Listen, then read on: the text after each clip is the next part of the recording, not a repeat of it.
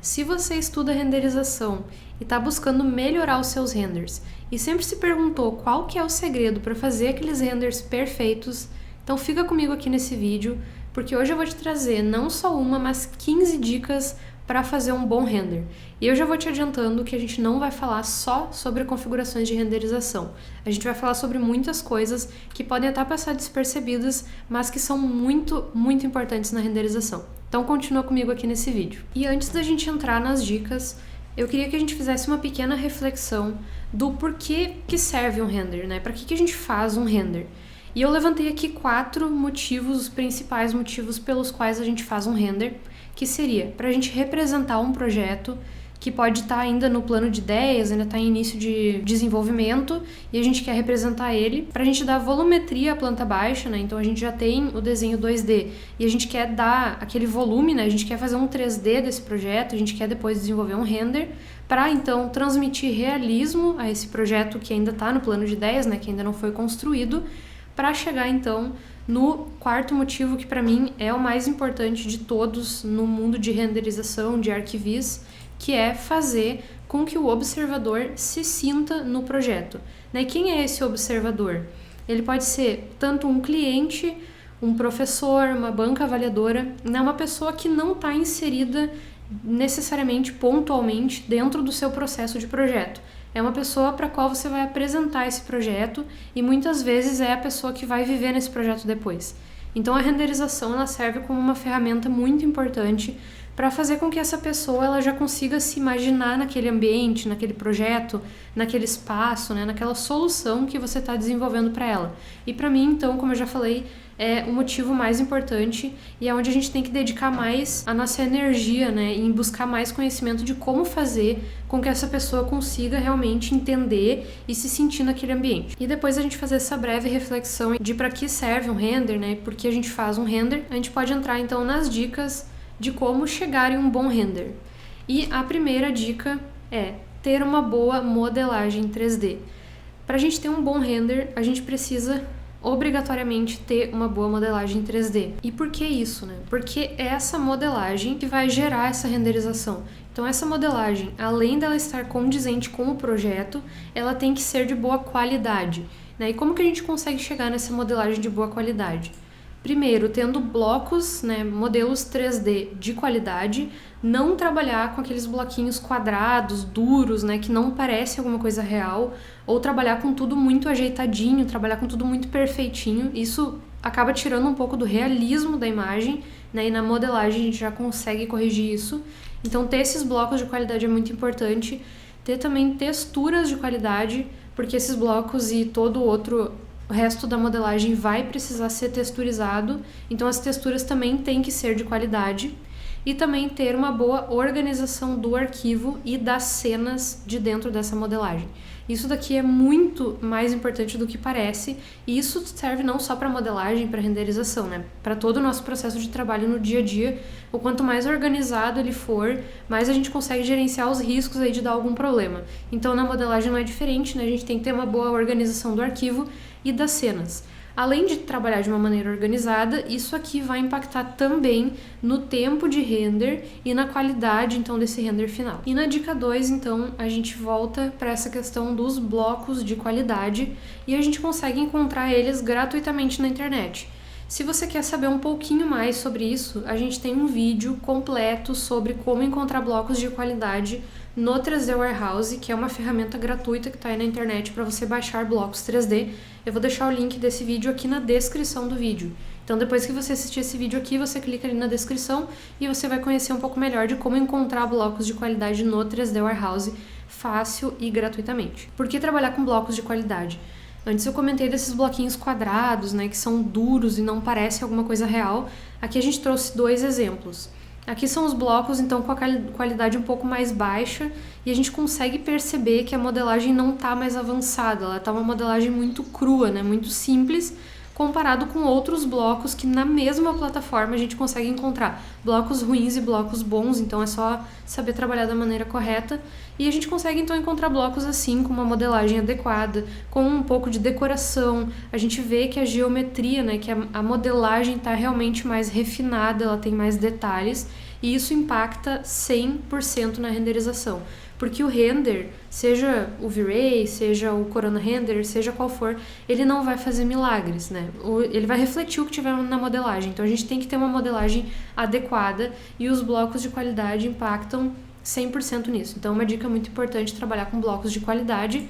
E aqui a gente já dá uma pequena dica que também a gente comenta naquele outro vídeo, que é buscar dentro do 3D Warehouse pelos blocos mais curtidos, né? Os blocos que as pessoas melhor avaliaram lá dentro e que elas consideraram como bons blocos. As pessoas votaram nesses blocos como blocos bons e aí a gente consegue encontrar então esses blocos que foram considerados melhores e a gente pode utilizar nos nossos projetos. E a terceira dica é trabalhar com texturas de qualidade. Além de blocos de qualidade, também precisamos de texturas de qualidade.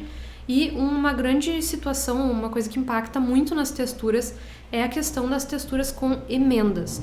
Com certeza tu já viu alguma vez um render ou até um 3D que ainda não foi renderizado que tem essas texturas quadriculadas.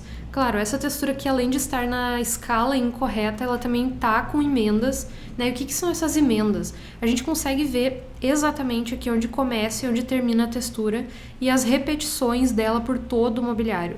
E o correto é a gente trabalhar com texturas que não tenham essas emendas. Porque se a gente for observar na vida real, no mobiliário que a gente tem na nossa casa ou em alguns outros lugares, geralmente essa textura ela vai ocupar a peça, né? Ela não vai ter essas sombras que vai ficar dividindo assim a textura, a menos que seja um papel de parede que tenha sido mal colocado. Mas não existe esse tipo de emenda aqui na vida real. Então, para a gente obter esse realismo também, a gente precisa trabalhar sim com texturas de qualidade e uma solução é trabalhar então com as texturas seamless, que numa tradução livre aí são as texturas sem emendas. E aqui eu trago também uma dica de onde encontrar essas texturas seamless. Existem muitos sites pagos na internet que fornecem texturas e seus mapas também de forma paga, né? Você tem que pagar para poder baixar essas texturas, mas poucas pessoas sabem que no próprio Google Imagens a gente consegue baixar texturas sim de qualidade e que vão suprir as nossas necessidades até certo ponto. Então eu recomendo também que vocês busquem então no Google Imagens e vocês podem procurar então sempre, né, uma dica é pesquisar em inglês, né, trabalhar com o nome da textura em inglês e aí depois colocar no final Seamless Texture, que seria essa textura então sem emendas. E uma outra dica é filtrar nas ferramentas por texturas de tamanho grande, porque assim vão vir texturas, um arquivo vai ser um pouco maior, mas ele também vai ter uma resolução maior, o que vai ficar melhor depois dentro do nosso 3D. A gente vai poder aumentar a escala dessa textura e a textura não vai perder a resolução, ela vai continuar bonita ali do jeito que a gente esperava. E a quarta dica é a escala dos objetos. E essa dica é muito importante, porque quando a gente baixa alguns blocos na internet, muitos deles podem vir em alguma unidade de medida diferente do que a gente está trabalhando no nosso projeto. E aí quando a gente coloca esse bloco, esse modelo lá para dentro do projeto, essa cadeira pode ficar bem pequenininha ou pode ficar imensa, e aí na hora de escalar a gente acaba se perdendo. Então é muito importante a gente trabalhar com referências ou com linhas de chamada que vão dar as medidas reais desses objetos, porque isso, quando a gente olha isoladamente, pode não impactar tanto, mas quando a gente mede depois os objetos, a gente vê que eles estão fora de escala, isso acaba incomodando. Então é sempre interessante a gente ter alguma linha de chamada, algum objeto de referência, mas sempre buscar utilizar a escala real dos objetos dentro do projeto, para que não perca também a proporção do todo, né, e passe uma sensação errada do tamanho e das dimensões dos outros objetos daquele projeto. E a quinta dica é a escala também das texturas, que isso também é um grande problema quando a gente trabalha com texturas que estão numa escala minúscula ou numa escala imensa, né? Que a gente vê que aquilo tem alguma coisa errada naquela imagem, mas a gente não sabe o que é. E geralmente quando acontece esse tipo de dúvida, assim, alguma coisa não tá certo ali, geralmente é a escala da textura ou do objeto que daí tá dando aquela sensação de que tem alguma coisa errada. E aqui a gente consegue perceber isso nitidamente. Aqui, claro, dei uma exagerada, né? Mas eu coloquei a textura bem pequenininha e a gente pode ver que a gente até perde o padrão da textura, né? Ele não parece uma textura madeirada, como a gente consegue ver, né, depois na escala correta, de que é uma textura, então, com esse padrão aqui, com essa padronagem. Então, é muito importante trabalhar também com as texturas na escala real. Busque nos fornecedores, se você estiver trabalhando com algum fornecedor que tem um site que você consegue consultar, busque a escala, né, o tamanho que tem aquela textura, porque no SketchUp ou no software que você for trabalhar, com certeza tem como corrigir essa escala da textura. No SketchUp tem sim, é muito tranquilo de fazer, e aí você consegue ir lá e corrigir, e isso vai fazer toda a diferença. Quando a gente compara uma imagem com a outra, a gente consegue perceber, principalmente aqui na poltrona, né, além da madeira, claro, a gente vê como faz diferença e como faz falta, né, ter essa textura na escala correta. E antes da gente partir para as próximas dicas, eu quero te pedir uma coisa muito importante. Eu quero que, se você gostou desse vídeo até agora, que você deixe um curtir aqui embaixo e também que você se inscreva no nosso canal caso você ainda não seja inscrito, porque esse seu apoio para nós é muito importante e é o que nos faz ter motivação para trazer ainda mais conteúdo gratuito aqui para o YouTube. Então, se você curtiu esse vídeo até agora, já deixa o seu like aqui e se inscreva no nosso canal. E vamos continuar aqui porque nós temos ainda 10 dicas muito importantes de como chegar em um bom render, e a sexta dica é a organização do arquivo. É a gente trabalhar de uma maneira organizada. Como eu comentei mais no início do vídeo, isso é muito importante, claro, em todo o nosso processo de trabalho, não só no 3D e no render, mas aqui também é muito necessário a gente trabalhar de maneira organizada. E uma maneira simples de se fazer isso é a gente sempre organizar o nosso arquivo em camadas, grupos e componentes. A organização das camadas é muito importante. Primeiro, para a gente conseguir ir ligando e desligando essas camadas de acordo com a necessidade, também até para não pesar muito o nosso arquivo. A gente pode colocar, por exemplo, aqui a gente tinha uma layer de decoração, é a gente colocar esses objetos de decoração nessa layer. Geralmente eles são um pouco mais pesados, né? Eles acabam pesando um pouco mais na visualização, e a gente poder desligar essas layers para quando a gente estiver trabalhando, o SketchUp não precisar calcular sempre aquela geometria. Então é interessante a gente trabalhar com as layers. Claro, além de deixar tudo organizado, a gente saber onde é que estão os objetos, isso ajuda também na leveza do nosso arquivo. E trabalhar com grupos e componentes é indispensável, né? A gente não pode trabalhar com linhas e planos soltos, a gente sempre tem que trabalhar em grupos e componentes, porque isso também facilita muito na leveza do arquivo e deixa ele cada vez mais otimizado. E lembrando que tudo que compete à organização e otimização do arquivo também vai ajudar depois na leveza do render, no tempo de render. Isso vai acabar desafogando um pouco o SketchUp e V-Ray e vai deixar tudo mais fluido. Então é muito importante trabalhar com um arquivo organizado. E a sétima dica que a gente veio trazer hoje aqui é a composição da imagem. Como você vai renderizar essas imagens para mostrar para o cliente, pense bem em como que ele iria observar aquele projeto. Provavelmente o seu cliente não iria ver esse ambiente dessa maneira, ele não iria ver esse ambiente super de cima, não iria ver isso super de perto. Então, tente sempre trazer imagens para o seu cliente, para o seu professor, para a sua banca, para quem for, que realmente captem com um olhar fotográfico aquele ambiente, como se você fosse tirar uma foto daquele espaço, né? Como que você tiraria essa foto? Você iria tentar captar o máximo possível de objetos, de texturas, poder mostrar realmente aquele projeto, e contando também com o fato de que algumas vezes a renderização é algo um pouquinho mais demorado, é muito importante que a gente valorize realmente aquilo que vai aparecer e tente trazer esse olhar mais fotográfico realmente e mostrando os pontos positivos daquele projeto. Então aqui a gente traz 2 exemplos de uma imagem sem composição, então ela não está mostrando nada de muito relevante.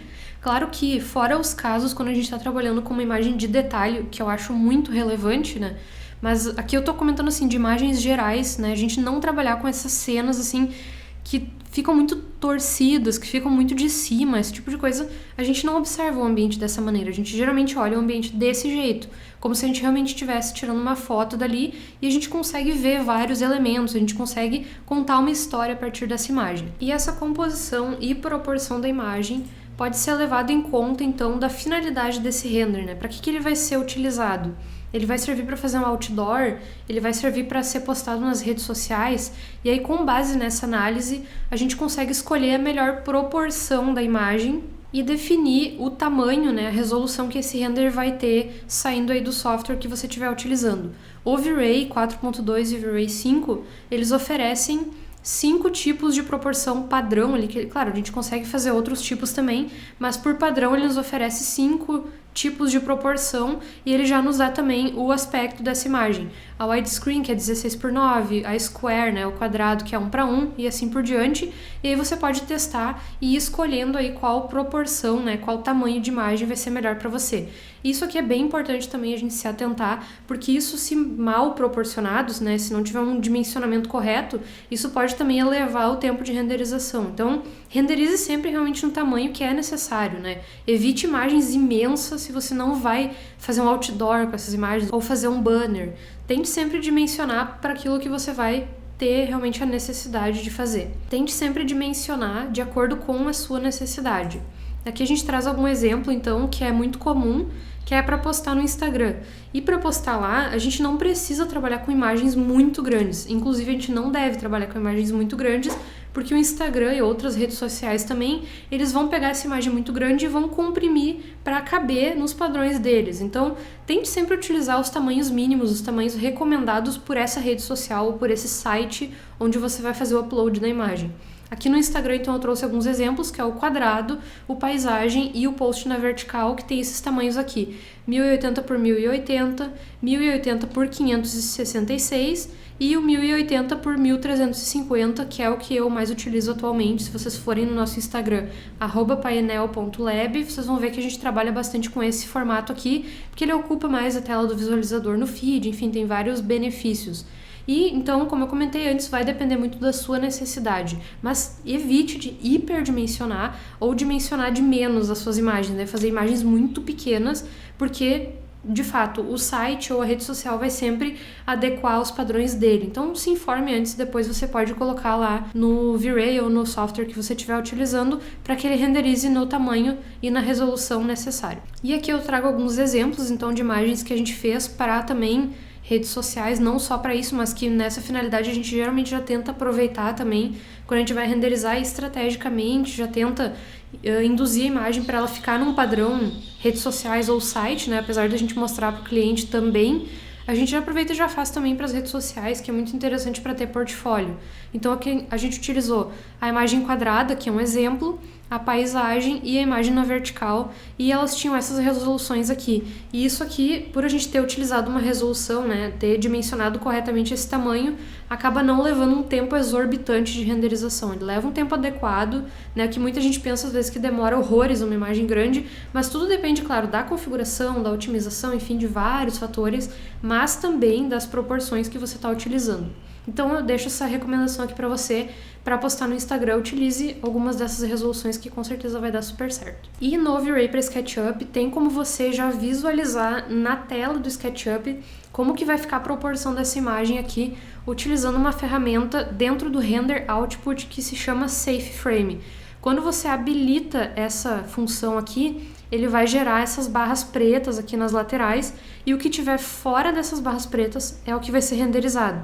Aqui no caso, então, ele já deixou clara essa parte do meio aqui, se vocês forem ver essa imagem aqui que a gente renderizou, então ele já deixa aqui pra gente visualizar. O que tiver nas barras pretas vai ser excluído, então você já sabe que o que tiver aqui no meio você vai ter que compor ali para que apareça. Então essa é uma ferramenta muito, muito boa do V-Ray e poucas pessoas conhecem, inclusive elas acham que essas barras pretas são um erro, mas na verdade isso aqui é uma ferramenta para facilitar a nossa vida. Então utilize sim o Safe Frame e aqui nesse Aspect Ratio você consegue utilizar essas outras proporções aqui que a gente mostrou. Mas se você estiver trabalhando com outro renderizador, você pode procurar, que eu tenho quase certeza que isso daqui é meio padrão e você vai conseguir configurar aí da maneira que fique melhor para você. E a dica número 8, então, é a posição da câmera. Isso aqui tem bastante a ver também com a composição, que é o que eu comentei antes, da gente tentar sempre trazer para a renderização aquele olhar do fotógrafo, né? Ou então o olhar do visualizador, de fato. Porque a menos que essa pessoa, como eu costumo brincar nos nossos cursos, a menos que ela esteja de drone dentro do ambiente, ela não vai visualizar dessa maneira aqui. Claro que essa câmera aqui eu não descartaria só por causa disso, né? Ela pode ser uma câmera legal de detalhe, ou tu quer trazer uma coisa um pouco mais artística, isso pode ser super válido. Mas se você estiver utilizando apenas algumas imagens, você não tem como renderizar várias imagens, busque sempre trabalhar com essas imagens que parecem mais com que a pessoa vai olhar o ambiente, né? E vai ter realmente captar essa essência da pessoa se sentir naquele ambiente, né? Ela olhar aquilo e conseguir perceber as proporções, ela vai conseguir entender melhor o ambiente, né? Versus essa imagem aqui que talvez não dê para entender tanto assim. Claro, a gente que pesquisa um pouco mais sobre fotografia, a gente se interessa por esse tipo de assunto, às vezes a gente acha até legal, né, ter esse tipo de imagem no nosso portfólio, mas sempre tente pensar e ver o seu projeto a partir dos olhos da pessoa leiga, né, aquela pessoa que não tem esse conhecimento. Provavelmente ela pode acabar achando isso um pouco confuso. Então eu sempre apostaria em imagens assim para mostrar para o cliente. Mas claro, o projeto é seu, você tem que representar como você achar melhor, e essas dicas aqui são realmente para tentar agregar no seu trabalho, né? Não são regras. Mas eu buscaria sempre trazer esse tipo de imagem, então mais para portfólio mesmo do que para o cliente. E para complementar então essa questão da posição da câmera, a gente traz uma outra dica então, que é um bom alinhamento da câmera. Então tem uma função também bem interessante dentro do SketchUp que nos auxilia a corrigir essa perspectiva que fica um pouquinho torta às vezes. A gente vê algumas imagens por aí que parece que a pessoa tá olhando de lado, assim, tá meio deitado. Isso também, como eu já falei, né, o projeto é seu, você pode renderizar como você quiser. Mas se eu fosse te dar uma dica para melhorar a sua imagem, seria investir realmente em pensar como que aquele cliente vai observar o projeto e tentar buscar, então, sempre essas perspectivas mais corrigidas, né, que tem essas linhas um pouco mais retas. E aí entra essa ferramenta do SketchUp que se chama perspectiva de 2 pontos. Também é uma ferramenta que poucas pessoas conhecem, então já anota essa dica aí porque eu tenho certeza que ela vai te ajudar.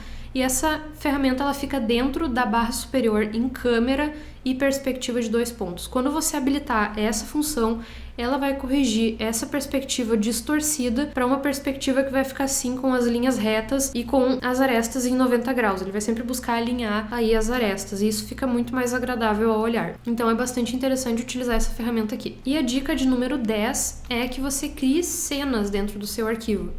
As cenas elas vão facilitar muito no seu trabalho, assim como as layers, como a gente estava vendo antes, as cenas são indispensáveis para trabalhar e para renderizar dentro do SketchUp, porque aqui você vai sempre se certificar de que o render vai estar sempre na mesma posição, porque você pode voltar a trabalhar lá dentro do SketchUp, pode girar o arquivo e quando você quiser renderizar, você vai clicar na cena e ele vai voltar para aquela posição que você já tinha definido como a posição que você quer renderizar. Então é muito importante trabalhar com cenas, eu recomendo muito que vocês façam isso, porque isso também organiza o arquivo, né? Você já consegue definir, depois de terminar alguns passos anteriores aí do seu projeto, você pode definir, eu vou querer renderizar essas cenas aqui, vão ser essas vistas que eu vou trabalhar. E aí você consegue já deixar isso pronto, né? Você não precisa ficar testando e buscando encontrar depois em cima da hora ali quais visuais do projeto você vai querer renderizar. Então isso aqui facilita bastante, eu recomendo muito que você crie cenas no seu arquivo. E a 11ª dica são os detalhes. Tentem sempre trazer para os seus projetos objetos e decoração que vão humanizar a cena. E aqui é muito interessante que você traga objetos e decoração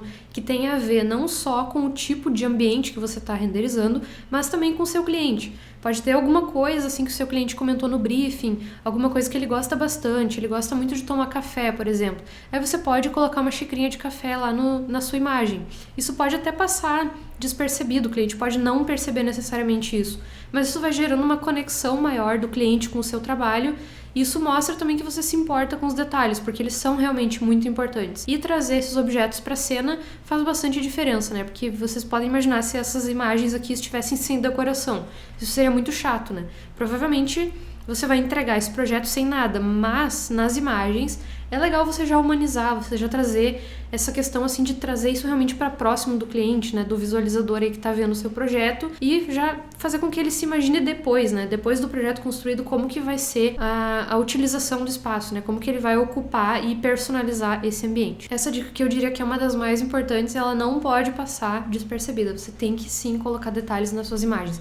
Claro que tudo dentro do possível, né? Se não for possível, você não coloca, mas se for possível, coloca sim, porque vai fazer bastante diferença. E a dica de número 12 é para você observar e analisar referências. É muito, muito, muito importante, quando você for renderizar, antes de você começar a configurar o render, que você já procure referências e referências de fotografias reais para você se basear durante o seu processo de renderização. Porque até como a gente comenta aqui, a melhor maneira de você se aproximar do realismo é você se inspirar nele, né? Você procurar, observar e analisar referências que tenham a ver com o seu projeto ou com o resultado que tu quer chegar na renderização.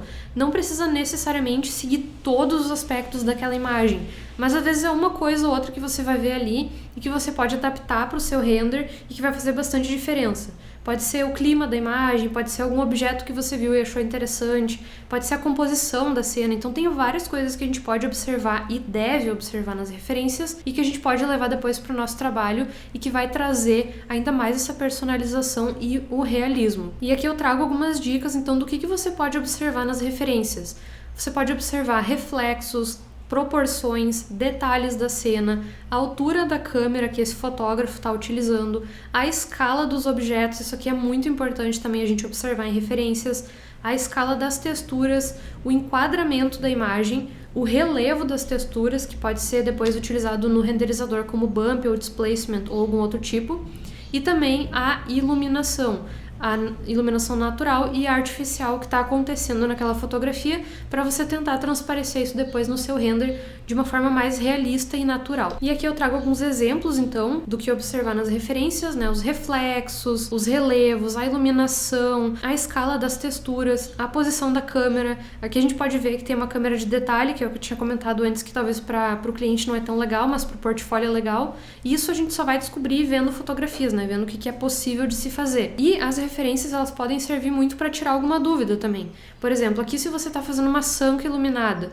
e você não sabe se essa iluminação pode banhar mais o ambiente ou não, você pode ver em referências como que isso funciona na vida real. Ou até os relevos, né? O relevo ele é mais exagerado, como está ficando no meu render, ou ele tem que ser um relevo mais suave. Isso você pode observar tudo em referências reais. Então eu recomendo muito que antes de você começar a configurar qualquer coisa na sua renderização, que você busque sim referências de imagens, de fotografias reais, de um ambiente parecido ou que seja parecido com o resultado que você quer atingir no render. E a dica de número 13 são as prioridades. Quando você for renderizar, busque sempre priorizar na hora de configurar e de refinar essa sua modelagem e a configuração. Priorize sempre o que realmente vai aparecer. E o que eu quero dizer com isso? Tá? Aqui algum pequeno exemplo. Nesse projeto aqui, o essencial da imagem eram essas casas em primeiro plano. Então, eu não investi muito tempo configurando o telhado daquela casa, do vizinho lá longe, que não vai aparecer quase nada. Ou então aqui a gente configura todos os materiais, iluminação, mas a gente não precisa se preocupar com aquele muro lá no fim do projeto que provavelmente nem vai aparecer. Então, assim, priorize o que realmente vai aparecer, mas não se esqueça também do contrário, que é valorizar ao máximo tudo o que foi modelado. Se você tiver tempo e tiver condições aí de renderizar mais cenas do que você já tinha se proposto a fazer, tente sempre buscar explorar ângulos que você não tinha pensado em fazer. Quando a gente tá falando de portfólio, que é o que eu comentei antes já também dessas cenas assim mais artísticas, digamos assim, busque explorar esse tipo de cena que traz uma visualização um pouco mais artística, que valoriza tudo que você passou um tempão colocando dentro do seu modelo. Como eu comentei de novo, talvez essa aqui não seja uma melhor cena para um cliente leigo, mas para o seu portfólio isso aqui pode mostrar que você tem essa visão, que você gosta de valorizar os objetos, que você aproveita realmente tudo que está ali naquela cena, que você tem esse cuidado com os detalhes. Então assim, busque priorizar o que vai realmente aparecer, né? Não gaste tempo com coisas que não vão aparecer, mas tudo que você fizer, tire o maior proveito disso, porque tudo dá bastante trabalho. Às vezes renderizar, como eu já falei antes também, é uma coisa que pode demorar bastante, pode pesar, ainda mais se você está com um computador que não tem um desempenho tão bom. Então assim, quando você fizer, quando você modelar, tem que tirar o máximo proveito disso, né? Busque mostrar todo o seu potencial e mostrar todo o trabalho que você teve naquele modelo 3D. E a gente pode partir então para a 14ª dica, que é estude e compartilhe. É muito importante a gente se manter sempre estudando e buscando novas dicas, buscando novos conteúdos, mas também é proporcionalmente importante que a gente compartilhe compartilhe o que a gente sabe, né? Por exemplo, eu me comprometi de trazer essas dicas aqui pra você. Você pode fazer a sua parte, pegar o link desse vídeo, mandar pro seu amigo, pra sua colega, aquela pessoa que você sabe que também pode ser impactada por esse conteúdo. Ou você pode participar também de grupos de estudos no Facebook, onde as pessoas tiram dúvidas, postam o seu trabalho, pedem críticas, pedem sugestões. Lá você pode ler os comentários, ver o que as pessoas estão comentando. Você pode também dar sugestões, você pode agregar no trabalho das outras pessoas. Você pode compartilhar algum site, alguma plataforma com recursos que pode ajudar as outras pessoas. Então faça a sua parte, né? Compartilhe o que você sabe, fale para as outras pessoas, né? Busque ajudar as outras pessoas também, porque isso tem um retorno que não tem como mensurar. Porque não tem coisa mais gratificante do que depois alguém vir e falar para ti assim: ah, eu consegui fazer aquela renderização, eu consegui fazer aquele trabalho porque tu me ajudou. Muito obrigado por ter me ajudado. Então assim, faça a sua parte de fato, né? Ajude, compartilhe, porque realmente isso vai te fazer muito bem também, não só a quem você ajudar. E estamos chegando no final, a gente pode ir então para a 15ª dica, que é a mais importante de todas, que é: emocione com as suas imagens. Tenha sempre como principal objetivo das suas imagens e do seu trabalho como um todo emocionar as pessoas. Busque sempre pensar e ver as coisas a partir do olhar do seu cliente, do seu professor, do observador, da pessoa para a qual você está fazendo esse trabalho. Porque na maioria das vezes a gente não faz o trabalho para nós, a gente faz para outra pessoa. Então tente pensar como que essa pessoa iria se imaginar naquele ambiente, o que ela gosta, né? O que vai fazer diferença. Porque se você for arquiteto ou designer de interiores, você tem uma responsabilidade muito grande nas mãos, que é realmente criar espaços, né? Criar soluções para pessoas que vão muitas vezes passar o resto da vida nesse espaço. Então, assim, isso é muito importante, a gente trazer essa humanização para o nosso trabalho e buscar sempre uma boa experiência para esse usuário. E mesmo que você não seja arquiteto, designer de interiores, você só trabalha com renderização, tente pensar também o impacto que isso vai causar depois naquele cliente final que vai ver esse ambiente através da sua renderização, porque você está facilitando esse sonho para essa pessoa. Então, busque sempre fazer as coisas com carinho, porque quando a gente faz as coisas com carinho, o resultado sempre aparece. Então, essa realmente é a dica mais importante, na minha opinião, é sempre buscar fazer as coisas para pessoas. E chegamos ao fim das nossas dicas. Eu espero muito, muito de coração que você tenha gostado dessas dicas, que elas venham a ser úteis para você depois no seu trabalho. E se você curtiu essas dicas, se você acha que elas vão ser úteis, eu já te peço para você deixar aqui nos comentários, né, já contar para mim o que você achou, o que você faria de diferente, se você tem alguma outra dica, se você não concorda com nada do que eu falei, ou se você concorda com tudo, ou concorda com algumas coisas e outras não. Deixa um comentário aqui para eu saber o que você acha. E não se esqueça também de se inscrever aqui no nosso canal, porque como eu já comentei, isso é muito importante. E aqui eu tô aplicando sim a 14ª dica, que é de compartilhar o conhecimento, e eu fico muito, muito feliz de te ter aqui comigo. Eu espero de novo que você tenha gostado e eu te espero nos próximos vídeos.